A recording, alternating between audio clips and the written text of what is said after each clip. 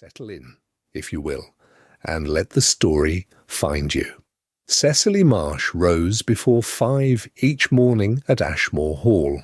She was 24. She was the daughter of a country parson whose living had been taken from him through no fault he could name, and no justice anyone troubled to explain. When that living was gone, so were her prospects with it. She had spent a season as a governess and arrived at Ashmore 2 years ago, carrying one trunk and a clergyman's letter of character. Since then, she had been a housemaid in the East Wing. She laid the fires before the household stirred. Each morning she walked the dark corridors with a taper, and the stone breathed cold air back at her. Her gloves were darned at the knuckles. She kept them folded in the pocket of her apron rather than wearing them. A pair of darned gloves attracted commentary, and she had learned very early that commentary cost more than cold fingers. She moved through the great rooms of Ashmore Hall with the quiet efficiency that good housemaids cultivated. The quiet pride she also carried was rarer and harder to extinguish. She noted which candles had burned down and replaced them before being asked. She laid fires with a consistency that made the East Wing warm by the time the family descended. She said very little. She noticed everything. In her off hours she read Latin. She had a small volume of Virgil, kept wrapped in a piece of flannel at the back of her drawer. She read it in the hour before the household stirred by the light of a single stub of candle. Lady Constance, the Duke's widowed aunt, managed the house in his absence with considerable attention to the order of things. She would not have approved of the Virgil. Cecily had therefore decided that Lady Constance need not know. Mrs. Byfield, the housekeeper, was a different matter entirely. She had given Cecily her position 2 winters past, with the measured care of a woman who chose her housemaids well. She treated Cecily with a formal courtesy that was itself a form of recognition. She said what she meant and expected the same in return. Cecily found this steadying in a house that sometimes spoke in nothing but implication. It was Mrs. Byfield who first mentioned the Duke's return. They were in the linen room on a Tuesday morning. Mrs. Byfield was checking the East Wing inventory against her ledger. She mentioned it without ceremony, as she did most things. "His Grace is expected," she said, "within the fortnight. The house is to be brought to order." Cecily continued counting the napkins in her stack. She had not yet met Adrian Cavendish, Duke of Ashmore. He had been on the continent for the better part of 3 years, and the house had run, in his absence, on Lady Constance's authority and Mrs. Byfield's exactness. There was a portrait of him in the great hall. She had passed it many times with a coal scuttle or a broom. It showed a younger man in dark clothes, painted before his wife died. His expression had a directness about it. She had paused before it once in the early weeks when the corridor was empty. It did not read as severity. It read more as grief not yet arrived, as something waiting for what the painter could not have known would come. She had noticed it and moved on. She had thought of it again since, in those months of laying fires in rooms no one entered. The East Wing had a particular quality in the Duke's absence. Cold grates in the morning, drawn curtains, the smell of beeswax and old paper mixed with something harder to name.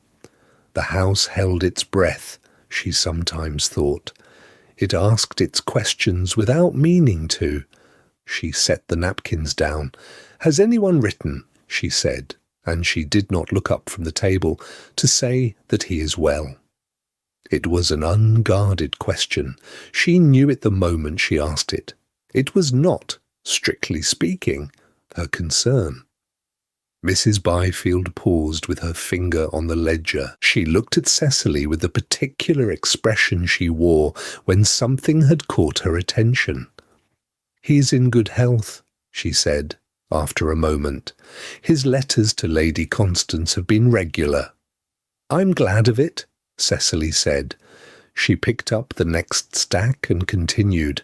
The morning moved forward. The fires in the east wing, once laid, would hold until noon. She had 3 more rooms before breakfast and a corridor of stone that grew colder as the day came in. But she had asked. And the question settled quietly inside her, beside the rest of things she had not yet found a name for. The frost had settled into Ashmore's gravel drive before noon, and by 4 o'clock the stones were white as old bone. Lanterns had been lit along the carriageway. Mrs. Byfield had seen to that herself, moving through the late afternoon with the particular quiet efficiency that always preceded the Duke's return. Cecily had watched from the east wing corridor, her breath a small cloud against the glass as the last light went thin above the parkland oaks. She had heard the carriage before she saw it, the sound of wheels on frosted gravel carried in cold air with a clarity that warmer seasons did not allow. She finished filling the final glass on her tray and moved to take her place at the end of the household line, which was where precedence placed her, after Mrs. Byfield, after the upper housemaids, after the footmen in their livery, and before no one. Lady Constance stood at the head, as she had stood at the head of every household arrangement for 3 years. She wore dark blue, and an expression that had long since ceased to register as anything but composed. She had run Ashmore in her nephew's absence with a thoroughness that left little space for error and no space at all for sentiment. The carriage door opened at last. Adrian Cavendish, Duke of Ashmore, descended onto the frosted gravel as though he had simply been away for an afternoon. He was 32 years old and lean in a way that suggested travel rather than illness. 3 years on the continent had done something quiet to his face. The temples were thinner. The eyes, when they moved across the assembled household, moved more slowly than a younger man's might. He had learned, somewhere in those 3 years, not to hurry his attention. There was a quality about him of a man who has grown less certain rather than more, and who has found that condition a companion rather than a defeat. "Your Grace." Lady Constance descended the front steps to greet him with a formality that none the less held genuine warmth at its centre.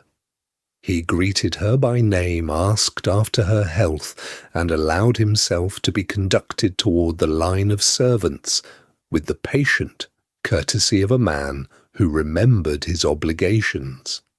He moved down the line. He said a word to the butler, acknowledged the footman, received Mrs. Byfield's quiet assessment of the household's winter state with the attention it merited. He was almost at the end of the line before his steps slowed. It was not her face that stopped him. He would not have said afterward that he stopped at all, but there was a fraction of a second, no more than a breath's width, in which his gaze settled on her hands above the tray. The darned gloves were pale grey. They had been mended at the knuckle with a slightly different thread. He noted this the way a man notes a small thing he has no present explanation for, and stores it without deciding why. Then he moved on. The line closed again, quietly. Cecily poured the welcoming wine without trembling. She had decided before the carriage turned the gate that she would not tremble, and she found that decisions of that kind, once made properly, held. The glasses caught the lantern light. She lifted one and extended it without speaking, as was correct. He took it. "Thank you," he said. The tone was not that of a man who speaks to furniture. It addressed the act itself, the lifted glass, the steadied hand, the silent competence of a person whose name he did not yet know. It was the manner of a man who has spent 3 years among people who did not expect him to notice small things, and has returned with a habit of noticing them regardless. Cecily inclined her head and said nothing, which was also correct. Dinner was laid for Lady Constance and the Duke. The candles were lit in the dining room by the time Cecily carried the second decanter through. She heard Lady Constance's voice before she reached the door, bright and deliberate, laying before him the county's winter catalogue, accounts, repairs, the families whose attentions she considered worth cultivating when spring came and the visiting season opened.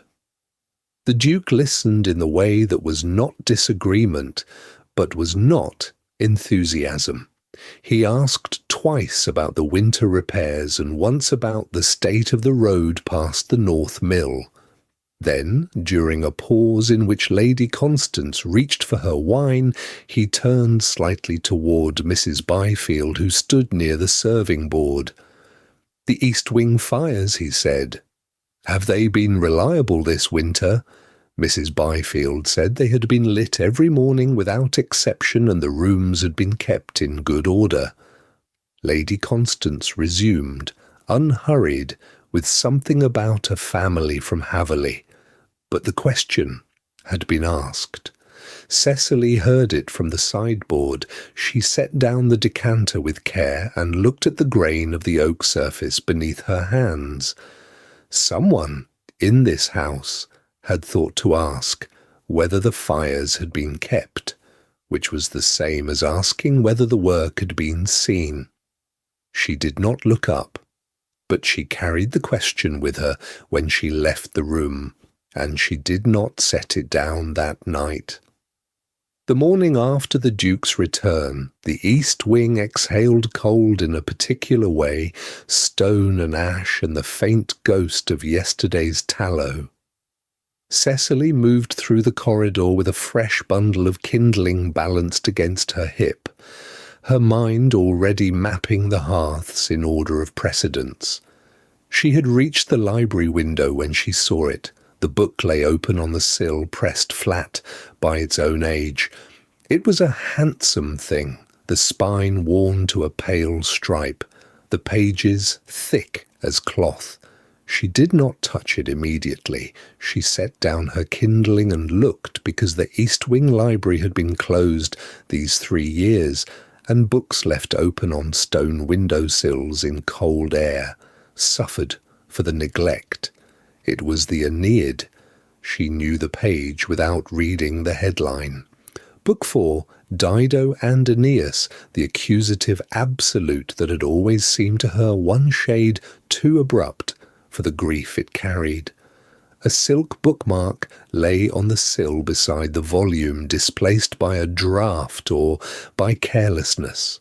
She replaced the bookmark 4 pages back, where the Latin ran clean. She slid the silk into the binding and set the book as exactly as she could manage where it had rested. Then she noticed the margin. Someone had penciled the construction very lightly in the lower corner, 2 lines only, testing the grammar in English above the Latin. The annotation was wrong. It treated the ablative as accusative, where the construction warranted no such liberty. She read it twice to be certain. Her pencil was in her apron pocket, as it always was. She was not in the habit of marking what was not hers. The book was not hers. She opened the flyleaf, plain, no name, and wrote the correction in the smallest hand she owned. 4 words. She closed the book, straightened it on the sill, and went back to her kindling. She did not think of it again for 3 days. On the fourth morning, Mrs. Byfield summoned her before breakfast with a particular quiet that meant something had shifted in the upper house. "His Grace wishes a candlestick reset in the East Library," she said, "the bracket loose on the west sconce. Go now." Cecily went. The library was dim, the shutters half closed against the grey January light, and a narrow blade of brightness fell across the reading table without warmth. Adrian Cavendish stood at the window with his back to her, and the Aeneid was in his hands. He did not turn when she entered, nor when she crossed to the sconce and examined the bracket. It was not loose. She understood then why she had been sent. She waited. The beeswax candles had been burning some time. The room smelled of cold stone and old paper, and the particular quiet of a space that had not been used in 3 years, but had not forgotten how to hold someone. "Miss Marsh," said the Duke. She turned. He had set the book on the reading table and stood with one hand resting on its cover. "The annotation in the fly-leaf," he said. He did not say which book or which annotation. "Did the construction trouble you, or did you simply know it was wrong?" The question was careful. It contained no accusation, only interest, and something that leaned a small degree further than interest without quite becoming something she could name. "I knew it was wrong," she said. He looked at her for a moment. His face gave nothing except attention, and attention from a man who had given very little of it to anyone since his return was itself a kind of statement. "The accusative absolute does not exist in classical Latin," she said, in case he wished it confirmed. "The construction is ablative. The distinction carries weight in that passage. Dido deserved the correct form." Something shifted in his expression. It was not quite a smile. It was a man recognizing a fact he had not expected and choosing to sit with it rather than set it aside. "She did," he said. The room settled. A coal cracked in the grate. Neither of them moved toward the door. "The margin note was mine," he said at last. "I made it 20 years ago, reading too quickly. I have not opened that book since." "The bookmark was displaced," Cecily said. "I replaced it 4 pages back, where the text was cleaner." He looked at her again. It was the look of a man doing arithmetic. Not adding sums, but adding a kind of evidence that had accumulated quietly and now required an accounting. "Thank you," he said. It was the same tone he had used 2 evenings past over the welcome wine, addressing the act, not the performance. Cecily set the candlestick straight on the sconce, which required no adjusting. She left the library with the quiet of someone carrying something she had not asked for and did not intend to drop. Behind her, the book lay closed on the reading table. The East Wing heard none of it. The morning that Miss Philippa Cavendish arrived, Ashmore Hall held its breath. A light frost still clung to the iron gates. The gravel had been swept before first light, and the fires in the guest wing had been burning since 6:30. Cecily had laid 3 of them herself. The carriage came at 10:30. 3 trunks followed it on a second conveyance, each one bound in leather and stamped with a dark monogram. Cecily counted them from the upper landing without intending to. She was carrying bed linens. She counted them all the same. Miss Cavendish was 26. She descended from the carriage in a manner that suggested she had practiced descending from carriages, or perhaps had never needed to practice, because ease came to her as most things seemed to. Her travelling coat was the colour of winter slate. Her gloves were new. They had no visible history. She paused at the entrance to take in the facade of Ashmore Hall, and her expression was one of quiet inventory, thorough and unhurried.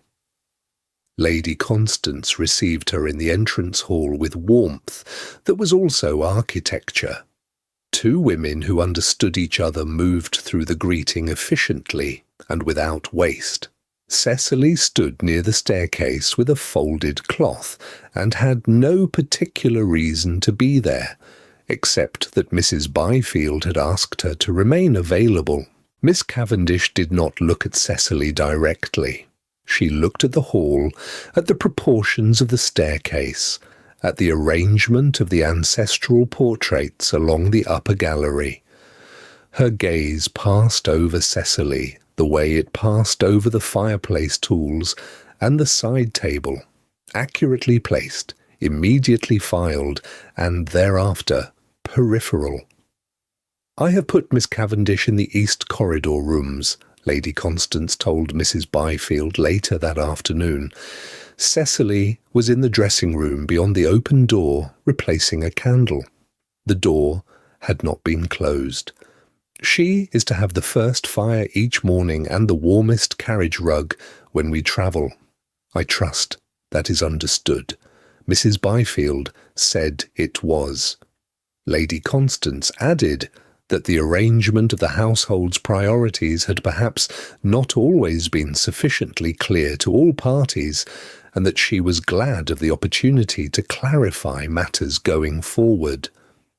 Cecily replaced the candle and walked out by the far door.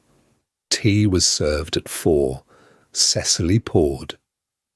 Miss Cavendish sat across from Lady Constance and conducted the conversation with skill that was pleasant to observe in the abstract, as one observes the movement of a well-built clock.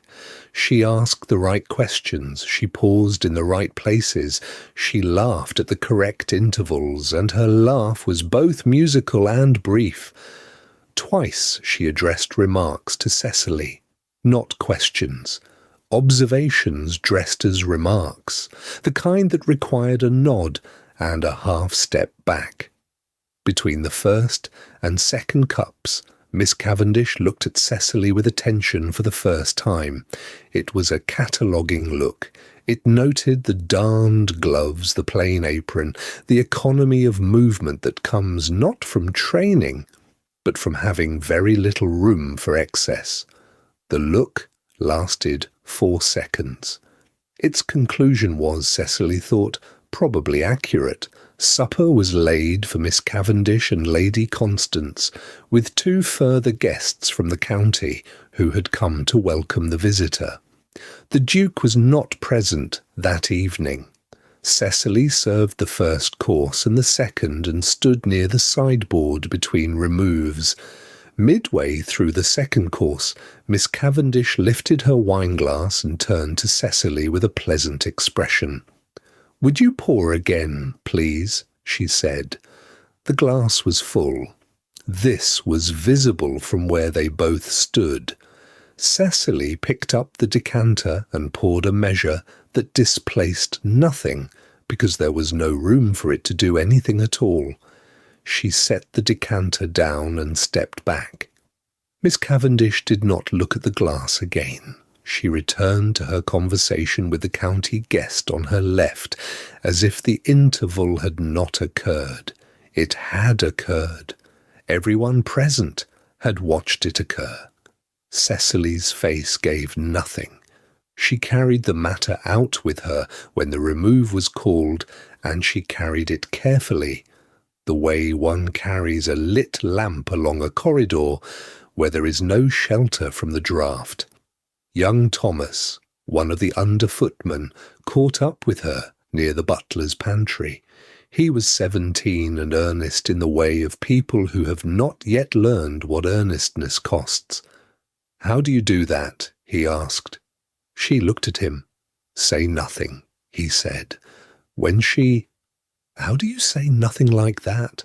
Cecily set down the tray she was carrying. The corridor was cold. A candle on the shelf threw a long shadow across the stone floor. "Silence is not the same as agreement," she said. Thomas considered this with the solemnity it deserved, which was more than she had expected.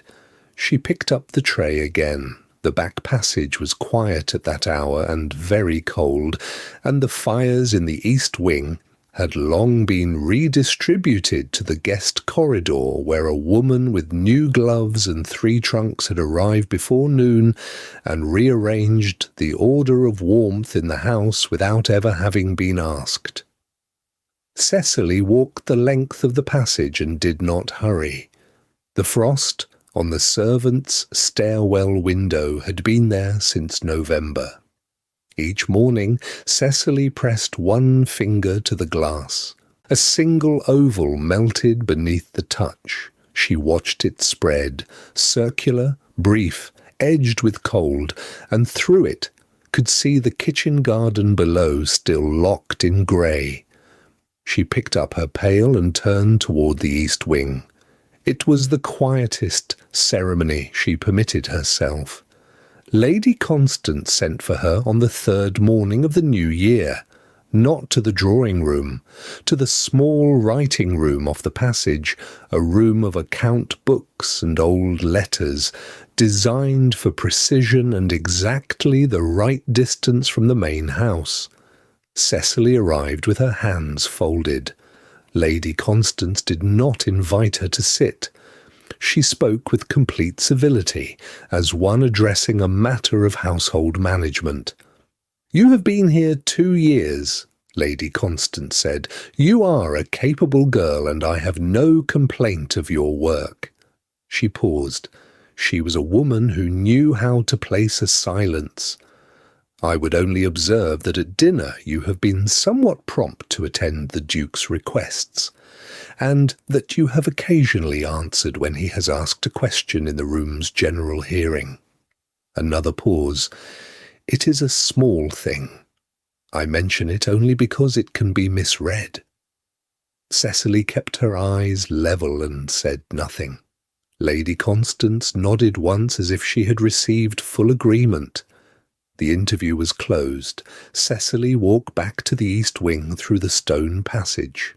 The cold came up through the flags. She understood exactly what had been said to her. Courtesy, well administered, can carry a blade. The hand that held it need not tremble. Miss Philippa Cavendish was settling into Ashmore with the ease of someone who had expected to be comfortable. She dressed with confidence. She spoke to the Duke at table with a studied lightness that required no effort to sustain, because she had prepared it well beforehand. She knew when to laugh. She was not unkind in any visible way. She was merely very clear in 100 small arrangements about the nature of each person in the room.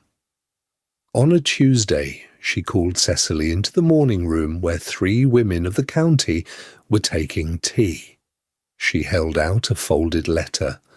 "Miss Marsh, I wonder if you would read this for the company. My cousin writes from Bath, and I cannot quite manage his hand." Cecily understood what was being asked. She unfolded the letter and began. She read 3 sentences in an even voice before Philippa interrupted her. "Oh, that passage!" Philippa took the letter back, smiling at the room. "I misread it entirely. Do forgive me, Miss Marsh." She said, "Thank you," in the tone one uses to a piece of furniture that has performed its function. The Duke was near the window. He did not intervene. He did not speak. He watched twice and said nothing either time. There was a quality to his stillness that was not indifference. Cecily thought about this. She thought about it while she laid the afternoon fires and while she carried the coal scuttles down the back passage. A man who said nothing was not the same as a man who had not noticed. She had learned that much from a corrected accusative. She arranged Philippa's supper tray that evening with the same care she brought to every tray in the house. The china set straight, the napkin folded. She did not hurry. She went to the herb garden in the last of the daylight and cut a sprig of rosemary and placed it beside the cup. It was an act she performed for some guests. She had decided it was for all guests. There was a particular kind of dignity in impersonal consideration. She could extend it to a woman who had given her none, and it cost her nothing she wished to keep. She was carrying the heavy tray back from the upper landing when the weight shifted wrong. She had taken too much at once. The coal, the tray, a spare candlestick she had been asked to return to the main landing table. The back stairs were narrow. She managed the first landing and the second, and on the third the balance went. The Duke appeared from the turn above. He did not stop or ask permission. He simply took the near end of the tray. They stood for a moment, each holding a side. "It is not necessary," Cecily said. "I am aware," the Duke replied. They carried the tray together down the remainder of the stairs in silence. At the bottom, he set his end down. She set hers. They did not look at one another directly. "Thank you," she said. He inclined his head and went back the way he had come. She stood in the lower passage with the tray before her.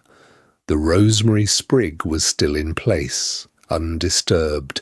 Outside the stairwell window, the last light had left the kitchen garden. She picked up the tray and continued toward the kitchen. The drawing-room held its afternoon light in thin slabs across the carpet. The fire had grown ambitious since morning. Cecily stood near the wall with an empty tray. She was waiting to be invisible. Philippa Cavendish sat with her back to the hearth.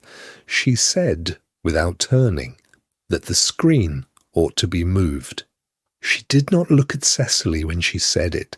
The heavy iron screen stood between the grate and the carpet. It was wrought iron fully to Cecily's shoulder, and the base was thick with the weight of 3 winters' use. Moving it would require both hands and more than a little effort. Cecily set her tray on the sideboard. She moved toward the screen. Before she could reach it, the Duke rose. He rose from his chair at the far end of the room. He crossed the carpet in 6 unhurried steps. He lifted the fire screen with both hands. He set it where Philippa had described, then returned to his chair. He did not explain himself. He did not look at Cecily. He only sat, picked up his periodical and resumed reading. The room was uncertain what to do with this. The coals settled with a small sound. A clock somewhere in the east passage marked the 1/4 hour. These were ordinary sounds, and the room occupied itself with them. Lady Constance's posture stiffened by 1/2 an inch. It was a small adjustment, but Cecily, who had learned to read the house through its silences, saw it. Philippa kept speaking. She said something about the drive to Haverley and whether the roads had been attended to. Her voice did not alter. It was, perhaps, the most deliberate thing Philippa had done since arriving at Ashmore. Cecily retrieved her tray from the sideboard. She did not look at the Duke. She walked out of the room and closed the door softly behind her. That evening she passed the door of the yellow sitting-room. Lady Constance kept it as her private afternoon retreat. The door stood half open. Lady Constance's voice came through in careful, modulated tones. The word she heard was unfortunate. She could not make out the full sentence, only the single word. It had been dropped with a precision that made it mean more than itself. Philippa's reply was inaudible. Cecily did not slow. She continued down the corridor with the evening taper. The cold parquet floor carried her footsteps away into the dark. She had left her leather notebook in the library. She remembered it only after the household had settled into its late-night quiet. The notebook was small and brown and had belonged to her father. He had given it to her in the last year of his living. By then the parish had already begun to fail, and his hands were unsteady at the desk. Its pages held 3 years of Latin declensions and corrected conjugations. She had copied one passage from the Georgics and could not bring herself to leave it out. She had left the notebook tucked into the cushion of the reading chair by the window. She went back when the fire had burned low. The candles were down to their final hour. The notebook was not in the chair. It was on the mantelpiece, face up, spine parallel to the edge. It had been read. She could tell by the slight alteration in the page's natural fall. Then it had been replaced, precisely, in full view. Not hidden, not returned to the chair as though untouched, set here so that she would know it had been seen. She was standing with it in her hand when the Duke's voice came from the far side of the room. "Have you always kept such notes?" he asked. She turned. He was in the doorway to the adjoining room in his evening coat, a book beneath his arm. He was not performing negligence. He simply waited. The candle nearest him had burned down an inch since she last saw it. "Writing lets me hold a thing in my mind," she said. "I find it difficult to trust that a thought will remain if I do not fix it somewhere." He was quiet for a moment. He looked at the notebook in her hand. "I found the same once," he said. "I have since lost the habit of trusting anything could be held."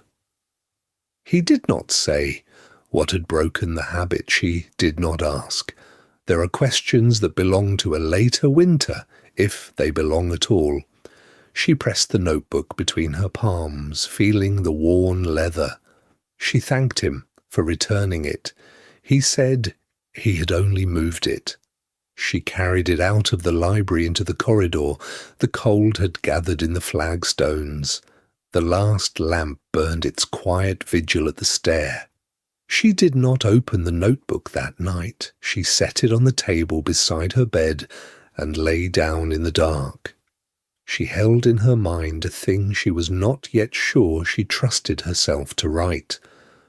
The library at 11 o'clock held the cold as a church holds silence, deliberately, with awareness of its own character. The hall had quieted an hour since. The kitchen fires were banked. The last footstep on the servants' stair had ceased, and only the occasional sigh of old timber marked the depth of the night around them. Cecily Marsh had not been able to sleep. She told herself the reason was the candle snuffer she had failed to return to its bracket on the library table before supper. It was a small delinquency. It was the kind of small thing that would not permit itself to be forgotten. She came down the east corridor with the snuffer in her hand and one low candle to guide her way. The passage was dark, beyond the light's reach. She did not expect the library door to stand open. She did not expect the thin line of gold beneath it. She stopped at the threshold for one breath, then opened the door, because retreating would have required an explanation she could not supply. Adrian Cavendish was awake. He sat in the winged chair near the hearth, not reading, though a book lay closed on the table beside him. An untouched glass of wine stood at his elbow, its surface undisturbed. One beeswax candle burned on the mantel. The same candle Cecily had set that evening, now burned to within 2 fingers of the socket. The room smelled of old leather and cold stone and that particular wax. He looked up when she entered. He did not look surprised. She held the snuffer up briefly, by way of accounting for herself. He nodded. She crossed to the mantel and set it in its bracket. She was turning to leave when he said, Stay, if you like. He said it quietly. It was entirely a question. She considered it. Then she sat in the chair on the opposite side of the hearth, not close and not distant, the distance chosen with care. She folded her hands in her lap. Neither of them supplied a reason for the arrangement. Neither manufactured a necessity. It was, she understood, the first time either of them had chosen the other's company without a task as cover. The acknowledgment sat quietly between them, and neither found it necessary to comment. The fire had burned low. Two coals settled against each other with a sound like a sigh. He looked at them for a moment rather than at her. Then he said, "My wife used to read with her feet tucked beneath her, even in December, even in this room." He said it as a man says a thing he has turned over many times, not with ceremony, not with grief performed. She claimed the cold could not find her when she was reading. He did not look towards Cecily for a response. She did not offer condolence. She understood, without quite naming the understanding, that he had not come to the library tonight in search of it. "Grief does not want to be mended," she said. "It only wants to be witnessed." He was quiet for a long moment. Then, "Yes, that is exactly it." A draught moved through the shutter seam and the candle guttered once, then steadied. The house breathed around them. The room was neither warm nor cold. It was simply present. After a time she said, without precisely deciding to, "My father was a country parson. He had a good living for many years. Then the living was ruined. And after that, nothing at all." She paused. "I spent a year as a governess in the county. Before this position, I was stranded one Sunday morning in Cheltenham with 3 shillings in a box I could not carry alone."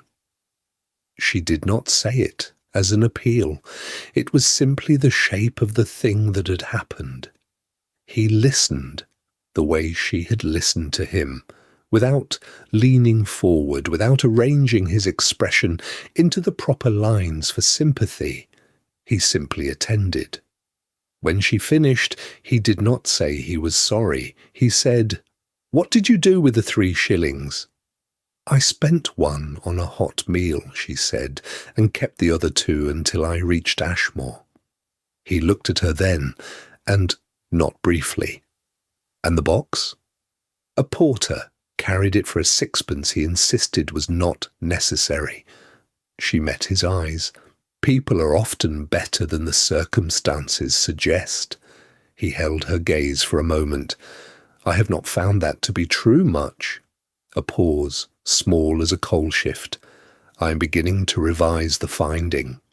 Neither spoke after that for a time. The coals moved once more. The beeswax candle reached the socket and started its last quarter-inch. Cecily watched it a moment, then rose. "I should not have stayed so late," she said, not as apology, only as observation. "I'm glad you did," he said. He said it plainly, as a matter of plain record. She took her own candle from the table. At the door, she paused, not to speak, not to look back, only to note that what she was carrying out was real and fragile and would not survive being dropped. She went carefully down the east corridor. Behind her the beeswax candle burned its last and quietly finished, and the library settled into the dark. The morning after the library had settled into something unnamed, Lady Constance requested an audience. She chose the blue drawing-room. The light fell across the writing table at an angle that left her face composed and her guest slightly blinded by winter brightness. The coal had been laid fresh for appearances, though the meeting was already decided before it began. Adrian arrived punctually, as she had known he would. She had laid the matter out before he sat. Philippa Cavendish's connections were considerable, her income reliable, her family one the county had respected for 4 generations. She spoke without hurry. The Duke stood near the window and listened. "She is," Lady Constance said at last, "a most suitable arrangement for Ashmore." He waited a moment before answering.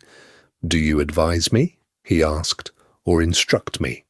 She clasped her hands in her lap with the patience of a woman who has managed difficult men before.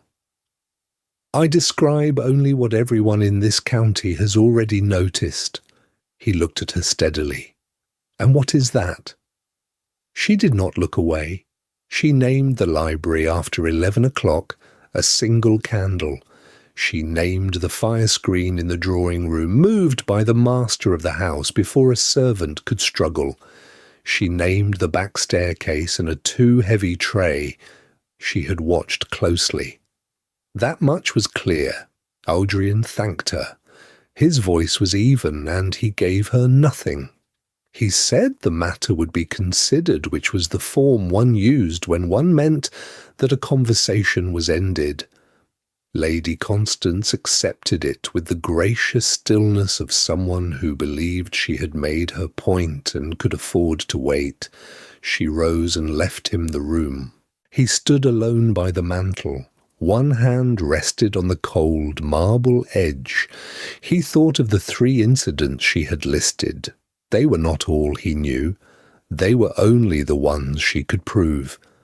And he understood, with some clarity, that a choice was being assembled around him without his participation. Others were constructing the architecture of a decision and setting him inside it. He did not feel confined by this so much as he felt the specific discomfort of seeing clearly what he had preferred not to name. A log settled in the grate. He did not move. He remained by the mantel for some time. Outside, a door closed somewhere in the east wing. The room offered nothing useful. In the corridor beyond the drawing room, Cecily was carrying a tray toward the scullery. She passed the door when it was still slightly ajar, and she heard her name inside a sentence. She did not hear the sentence entire. She heard her name, and she heard the sentence's quality, which was sufficient. She understood the kind of conversation that had taken place and the kind of decision it was pressing toward. She did not slow her step. She continued to the scullery as she had intended. She set the tray down with considerable care upon the stone counter. The porcelain was cold beneath her palms. She stood there a moment, hands flat, and breathed. There was, she thought, nothing in the news that surprised her. There had been county whispers for some weeks. She was not spared them. She had understood that the library would be known, eventually, by someone who was watching. She had understood, when she sat down in that chair beside the dying candle, that it was a choice she could not take back. She did not regret it. The candle had been a choice, and she had made it with her eyes open. She picked up the tray and went about her work. That evening supper was laid for the household and its guests as usual. Cecily served. Philippa Cavendish was present and was performing at the table with considerable skill. She spoke of London, of the concert season, of the Marquess of Halford's estates, which she had once visited. She was bright and correctly turned and entirely attentive to her audience. She asked the Duke a question about the Ashmore North Meadows. She listened to the answer with the expression of someone who has understood what listening looks like. It was a capable performance. Cecily set down a dish at the Duke's left hand and withdrew without sound. Adrian did not watch Philippa. He watched the table and the conversation and the small movements of the room. He did not look often toward Cecily. When he did, It was with the attention of a man who has already arrived at something. He was simply confirming what he knew. He had known it for some time. Philippa performed warmth with precision and a great deal of effort, which was its own kind of testimony. Cecily moved through the room as she always moved, quietly, without performing, as though warmth were simply the temperature she ran at and required no announcement. He reached for his wine-glass and did not comment on any of it. Some things were rendered without needing to be said. The morning room faced south, and by 10 o'clock it held the best light in the house. Philippa had chosen the hour well. She had chosen the guests well too. 3 ladies of the county called on Lady Constance with the regularity of furniture. Their opinion would travel before nightfall. The Duke stood at the far window, his back half turned, his attention appearing to rest on the frost-bare garden below. He had not been asked to attend, and he had not asked to leave. Cecily was summoned by a footman who offered nothing in the message but her name. She came in carrying the quiet certainty of someone who has not yet learned she is to be tried. The morning room smelled of hothouse flowers and cold tea. She stood near the door and waited. Philippa held the silver sugar caster on its velvet square. It bore a clouded oval near the base, the pale ghost of a cloth used in error or left too long. Her tone was a studied softness. "Miss Marsh," she said, "I wonder if you might help us understand how this came to be in such a state. It was in your keeping, was it not, these past weeks?" Cecily looked at the piece. She said, "I will attend to it directly, Miss Cavendish." Philippa smiled. The smile was a kind of blade, offered handle first. "But I should so like to understand," she said, "what one does to a piece of this quality, and how."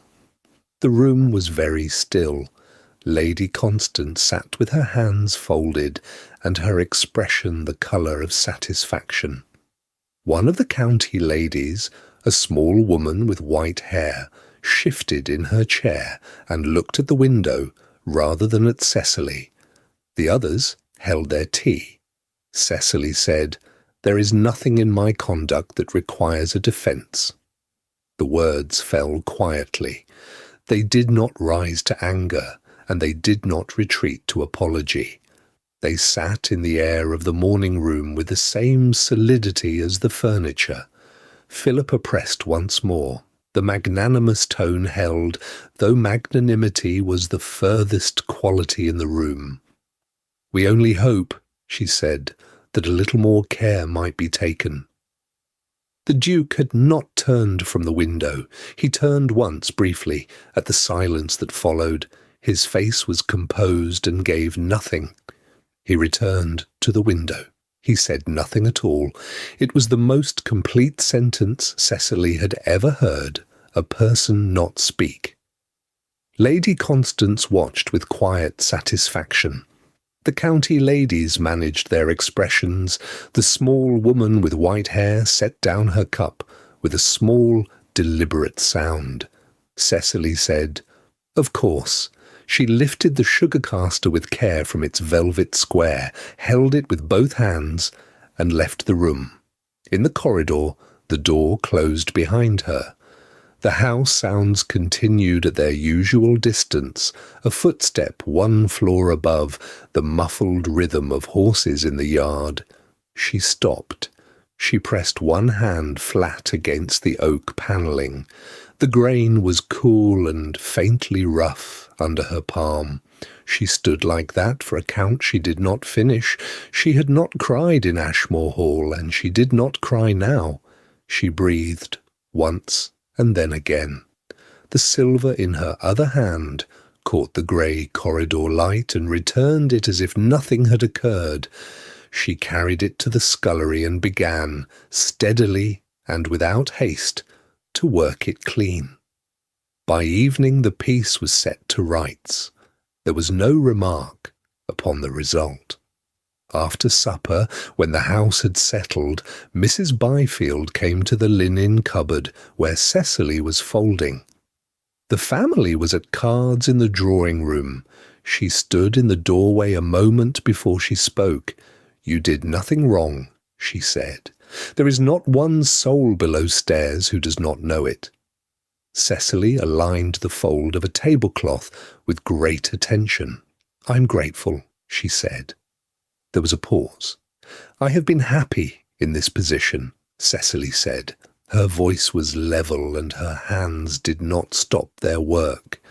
"I wonder if a woman in my situation were to seek a change of place, whether she might do so quietly and without disturbance to the house." Mrs. Byfield was quiet for longer than any easy answer would have required. She smoothed the edge of a linen she had not picked up. She said nothing for what felt like half a minute. Then she said, "I would not act in haste." It was not a reassurance. It was something older, a counsel that acknowledged the weight of the question without pretending to resolve it. They both felt the shape of what neither had named. Cecily folded the last cloth. She said, "No, I suppose I will not." The candle between them burned on without a flicker. The house settled around them in the deep manner of old timber, as if Ashmore itself were waiting to see what would be decided beneath its roof.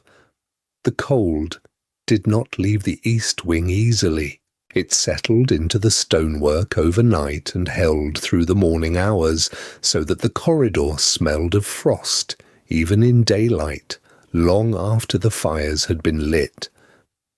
Adrian stood at the far end of it and watched the maids pass to their work, not summoning anyone, not waiting for anything in particular. And it was the butler who found him there. Harmon had been in service at Ashmore for 21 years. He understood when information was not being sought so much as deserved.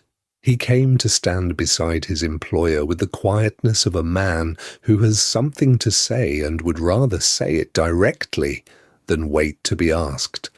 "The silver," he said, "the Wakefield pieces that were brought forward in the morning room." Adrian looked at him.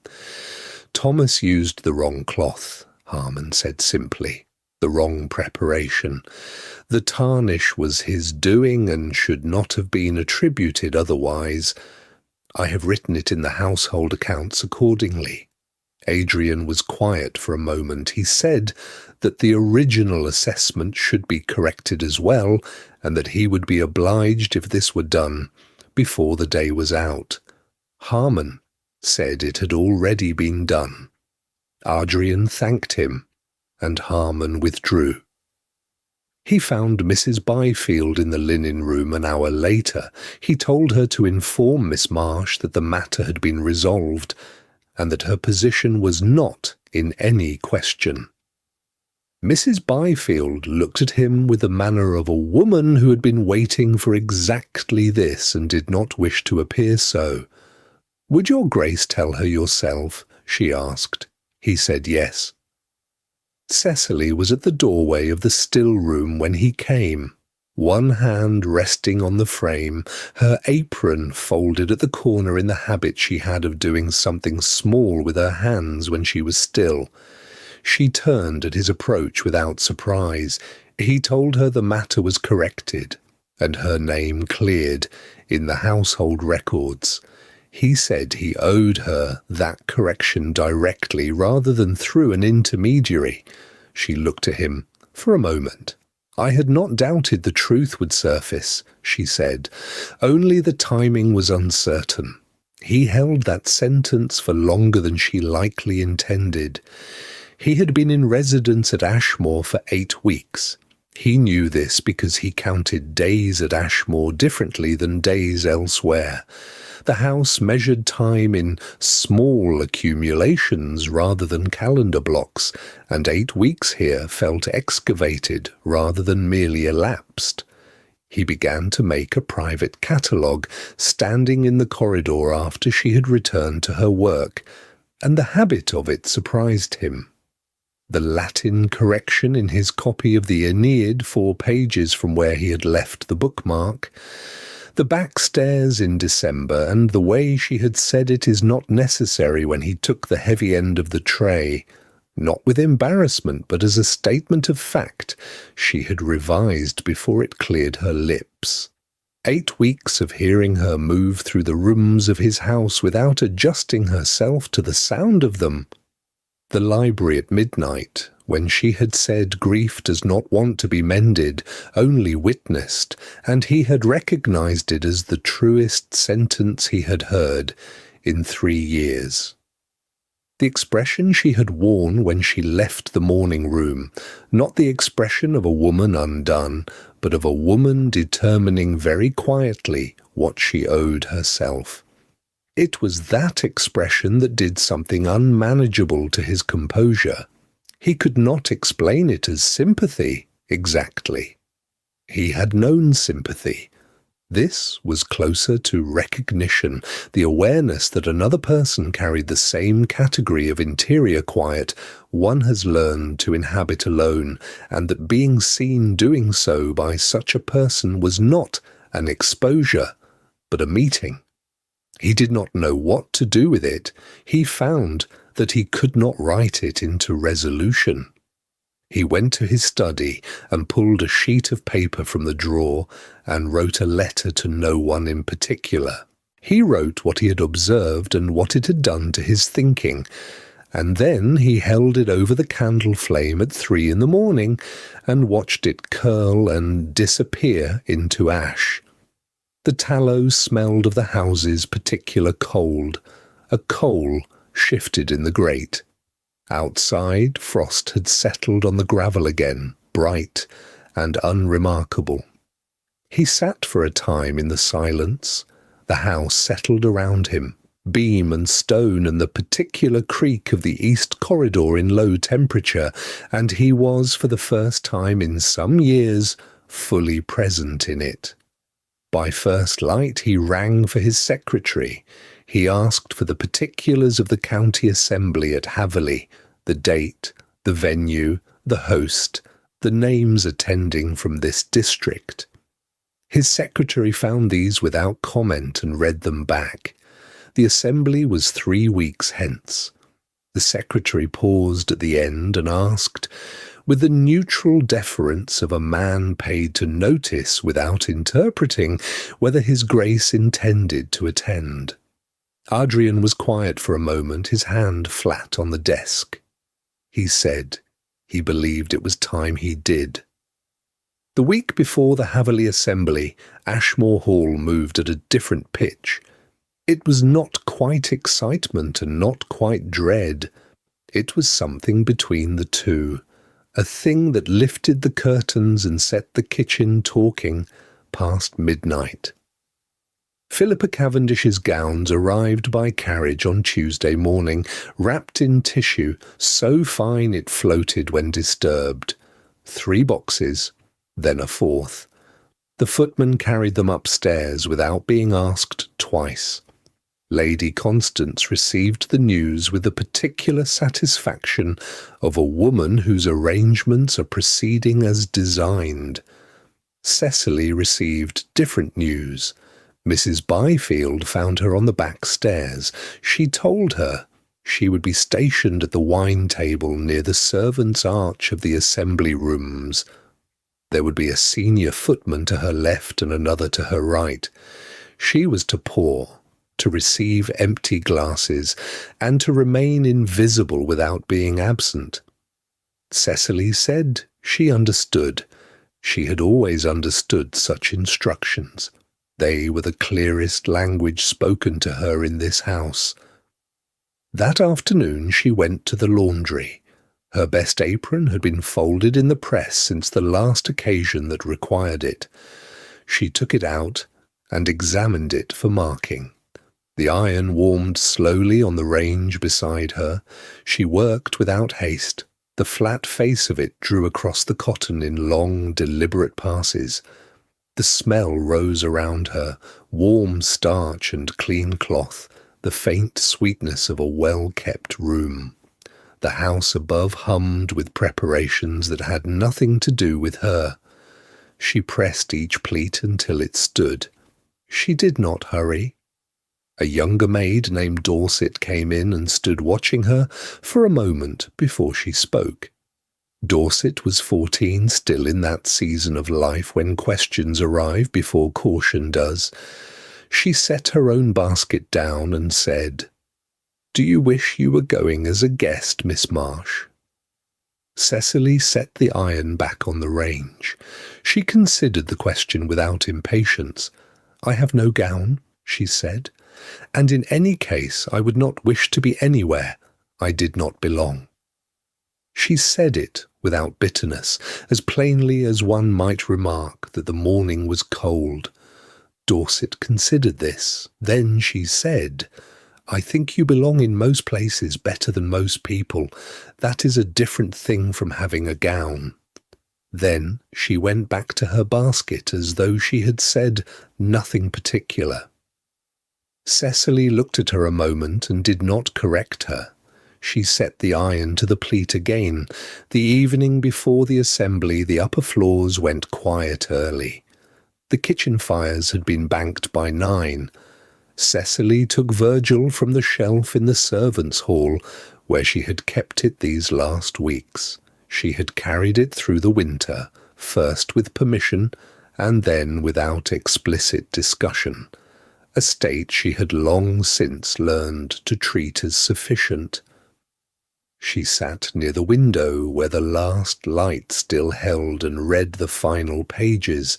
Aeneas stood at the edge of what he had survived. She read slowly.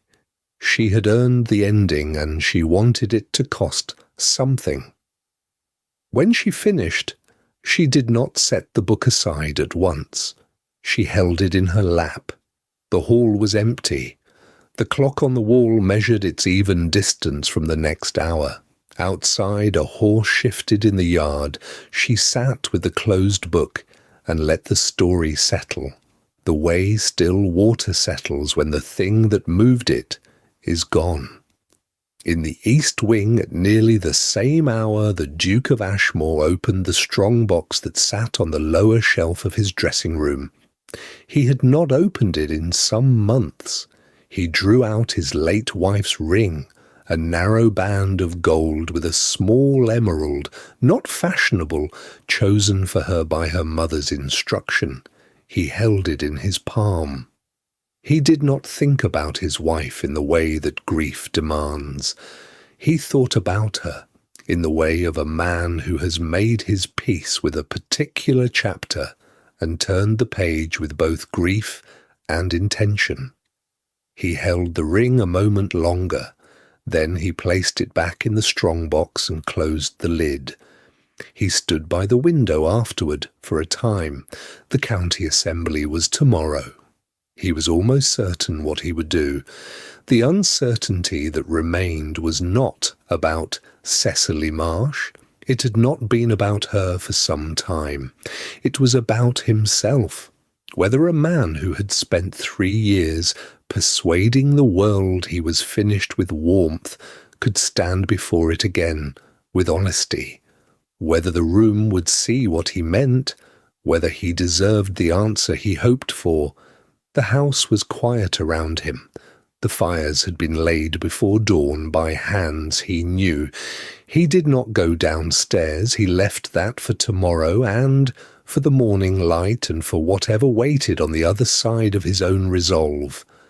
The assembly hall at Haverley was warm with the breath of 200 people and the smell of beeswax and competing perfumes.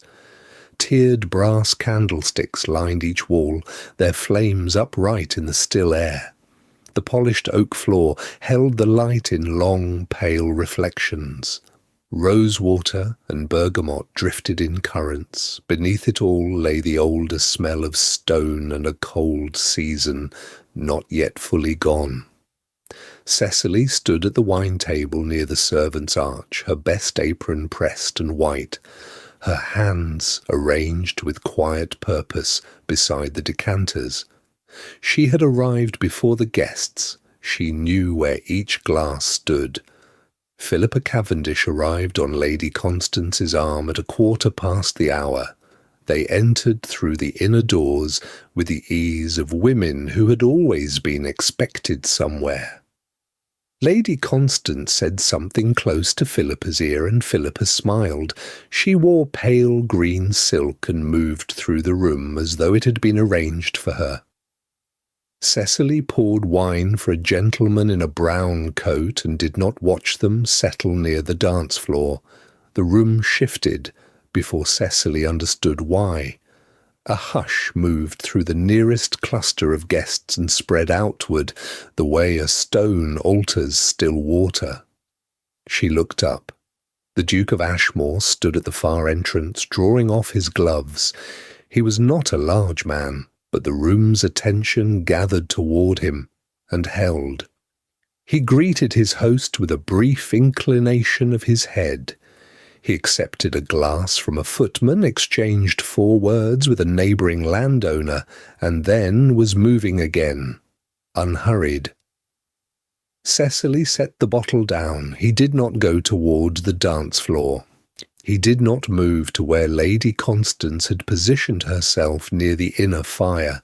He walked the length of the room, past 3 women who followed his progress, past a cluster of officers and the long table of cold meats and January roses. He did not deviate from his direction. Cecily understood what was happening before he was halfway across. She made herself stay still. She watched her own hands. He reached the wine table and set his glass down in the space between them. "Miss Marsh?" he said. He spoke quietly. Only she could hear him above the recovered murmur of the room. His voice held the same quality she had first heard in a cold library, measured, and beneath the measure, something less guarded than usual. "There is something I should have said," he continued, "some time ago." A pause, the length of one candle flame, finding itself again after a draught. In a corridor, perhaps, or a library, a back staircase once. He looked at her directly. "I'm sorry for the delay." She looked at him. The candlelight threw his face into soft relief. She had not seen him look quite like this.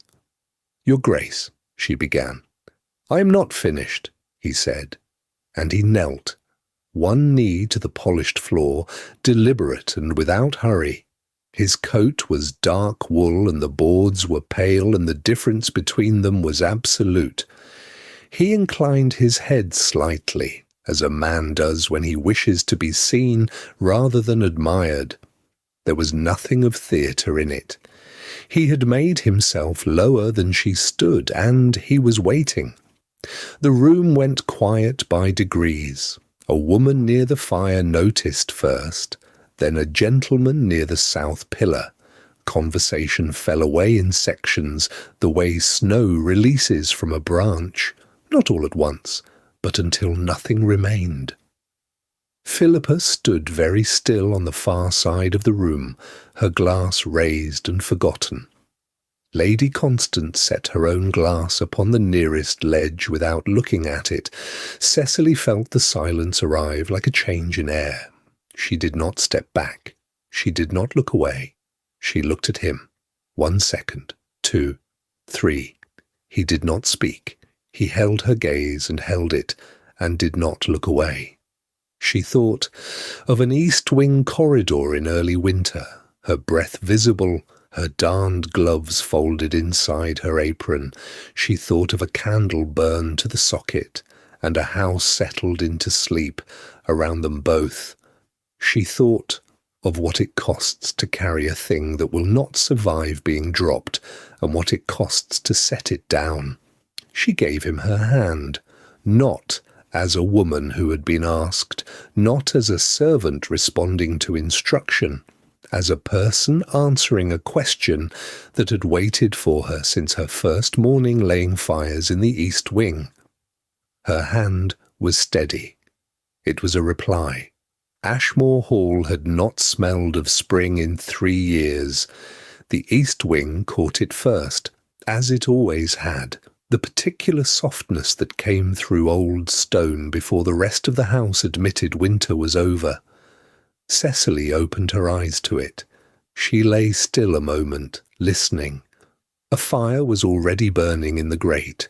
She had not lit it. Mrs. Byfield came with tea shortly after, setting the cup on the small table beside the bed with the quiet ceremony of someone who understood the weight of an ordinary act. She said very little. She had always known how to say very little in a way that held a great deal. Cecily sat up and accepted the cup, and did not pretend the morning was unremarkable. The household was unsettled in the way of houses that have received news the walls have not yet processed. Below stairs, the footman spoke in lower registers. The undercook broke a plate and apologized too much. These were not signs of distress, only of a structure rearranging itself toward a shape it had not held before. He came to the east wing before 9 o'clock. No protocol had anticipated it. The Duke of Ashmore stood in the narrow corridor where she had laid fires for 2 winters, in the light that fell grey-gold through the east window, and he asked her to walk with him. She went. They walked the length of the corridor without hurry. The snowdrops had come up along the outer wall. She could see them below the glass, white and composed, as if they had been waiting for permission. March light lay in long pale shapes across the floor. It was the same corridor she had known in cold and in candlelight, and it was different now, not in its proportions, but in what it contained. He stopped near the end window. The snowdrops were visible from there, and he looked at them a moment before he looked at her. He told her plainly what he intended. His voice carried no performance. He spoke as a man who had decided and wished her to know it, and then he paused, and he asked her what she wished. She did not answer immediately. She looked at the snowdrops below the glass. Then she said that she wished to remain exactly where she was for as long as the house stood. She said she wished the east corridor to always carry morning light, and she said she wished the Virgil to be kept on the lower library shelf, where it had been and where she could reach it. "That can be arranged," he said, with a gravity that was also, very slightly, not gravity at all. Lady Constance departed before the week was out.